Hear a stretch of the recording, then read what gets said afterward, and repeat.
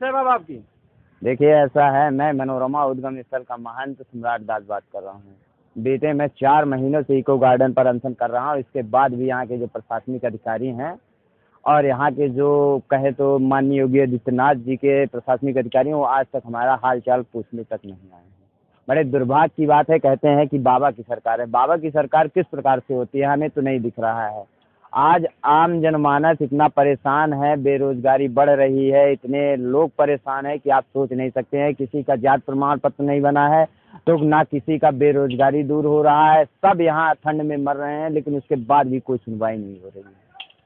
देखिए ऐसा है, मैं योगी आदित्यनाथ जी से यही निवेदन करूँगा कि आप इनकी तरफ भी ध्यान दीजिए। देखिए इनसे आप हैं, आपसे ये नहीं है। आपको मैं एक बार कह रहा हूँ कि आप इनकी तरफ अगर ध्यान नहीं देंगे तो आपको इस बार कोई भी नहीं, ऐसा कोई भी नहीं है जो बचा पाए। आपको मैं बता दूं कि आप इतने दिनों से, विगत 5 वर्षों से एक बार भी आपने ऐसा कोई कार्य नहीं किया है। आपने सिर्फ ऐसा कार्य किया है कि जिससे कोई मतलब नहीं है। आपने बताइए कि इलाहाबाद को प्रयागराज घोषित किया, आप अयोध्या फैजाबाद को अयोध्या बनाए, तो इससे क्या होता है? फिर हम बनवाने के लिए गए, हम राम मंदिर, हम हिंदू धर्म का वो करते हैं, प्रसारक हैं, हम धर्म प्रचारक हैं। बताइए हमारे मंदिर में तो हमारे मंदिर को कब्जा करने के लिए आपके सांसद विधायक आ रहे हैं। बताइए, बड़े दुर्भाग्य की बात है। मैं क्या कहूँ मैं।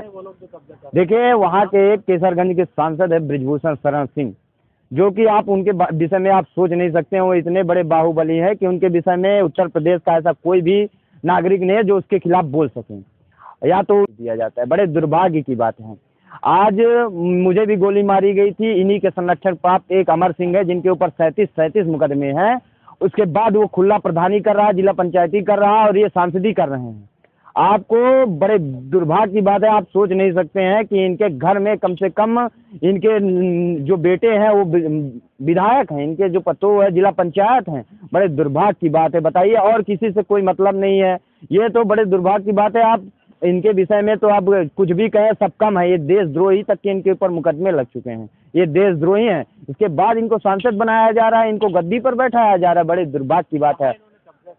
देखिए ऐसा है, इन्होंने कम से कम 100 विद्यालय ऐसी है जो फर्जी बनवाई। आप चाहे बहराइच में जा करके देख लीजिए, चाहे आप नंदनी की बात कर लीजिए, चाहे आप किसी की भी बात कर लीजिए। बड़े दुर्भाग्य की बात है। देखिए हमारे मंदिर में 120 बीघा जमीन है। विगत मुझे 1 वर्ष पहले गोली भी मारी गई थी, और इस बार मेरे साथ जो एक घटना घटी 4 अक्टूबर की, गोली मारी गई थी, यहाँ मारी गई थी, यहाँ।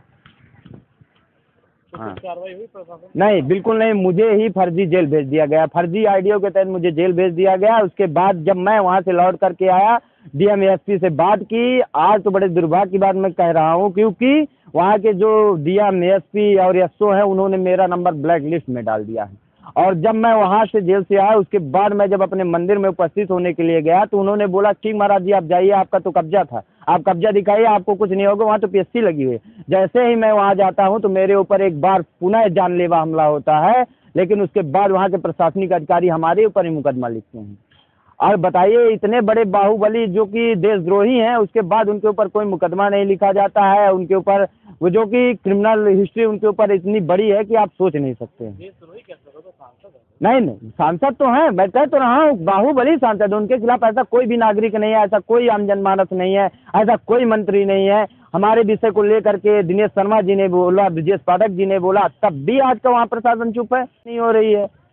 और उनके ऊपर देशद्रोह तक के मुकदमे, ये जानकारी है इनके ऊपर, ये जेल में थे देशद्रोही जब इनका मुकदमा लगा था। ऐसा नहीं है, इसके बाद वो सांसद बने। बताइए, इनका इतना डर है कि एक मंत्री तक का कोई औहदा नहीं रहता है, एक डिप्टी सीएम का कोई औहदा नहीं है। सबूत है जिसके आधार पे आप कह रहे हैं कि वो? हाँ, ये जेल में थे, ये जेल में बंद थे। सबूत की बात नहीं है, जेल में बंद थे। आपके पास सबूत? हाँ जी बिल्कुल, मैं इनके पास, हमारे जो संरक्षण प्राप्त इनके जो गुंडे हैं, इनके क्राइम हिस्ट्री मेरे पास रखी हुई है। उसके बाद भी उनका कोई कुछ नहीं कर पा रहा है। वो खुला प्रधानी कर रहे हैं, और उनको हम कैसे न कहें, उनके साथ उनकी फोटो डेली अपडेट होती रहती है। हैं? बड़े दुर्भाग्य की बात है कि आज हिंदू जनमानस जो कि कहते हैं स्वतंत्र भारत है, स्वतंत्र नहीं है, ये गुलामी की ओर जकड़ा जा रहा है। किसी से वार्ता नहीं हुई आपकी? नहीं, हमारी सबसे वार्तालाप हुई, दिनेश शर्मा जी से, ब्रजेश पाठक जी से हुई। उसके बाद कोई सुनवाई हमारी नहीं हो रही। देखिए वो कहते हैं कि मैं बाबा जी बात कर लिया हूँ, आप जाइए एसपी से मुलाकात करिए। बताइए मैं एसपी से मुलाकात क्यों करूँ? मेरे ऊपर 2 बार जानलेवा हमला हुआ, आप हमको सुरक्षा नहीं दे पा रहे हैं, जो कि हमारे कम से कम पिछले 3 वर्षों से मेरे साथ सुरक्षा थी, उसके बाद आपने हमारी सुरक्षा हटवा ली। तो आज आप अनशन पे हैं, तो ये अनशन कब तक चलेगा? देखिए जब तक मुझे न्याय नहीं मिलेगा तब तक मैं यहाँ अनशन करता रहूँगा, और ज़रूरत पड़ेगी तो मैं दिल्ली में भी जाऊँगा। देखिए मैं कोर्ट का कोई अभी वास्ता नहीं, क्योंकि एक देशद्रोही मेरा मंदिर कब्जा करना चाहता है। कोर्ट जब जाना होगा तो मैं जाऊँगा कोर्ट में भी, ठीक है। आज मेरा देशद्रोही कब्जा कर रहा है, जो कि फर्जी की विद्यालय कितने नहीं बनवा चुका है। बड़े दुर्भाग्य की बात है, उसकी हर एक उपलब्धि पर मैं उसको बधाई देता हूँ, क्योंकि वो बधाई पात्र है। और वो देशद्रोही ऐसे माननीय योगी आदित्यनाथ जी से निवेदन है कि उसको यहाँ देश से निकालना चाहिए, ना कि उसको गद्दी पर बैठाना चाहिए। आप दिल्ली क्यों नहीं जा रहे हैं? नहीं, मैं जाऊंगा, जैसे ही आचार संहिता लगेगी उससे पूर्व मैं दिल्ली पर इसका कुछ करूंगा अपना धर्म। और भी लोग हैं आपके साथ? जी बिल्कुल, मेरे साथ सब हैं, लेकिन सिर्फ उसके डर के कारण। आज एक मंत्री डर रहा है, उससे तो आप सोच सकते हैं कि आम जनमानस क्यों नहीं डरेगा।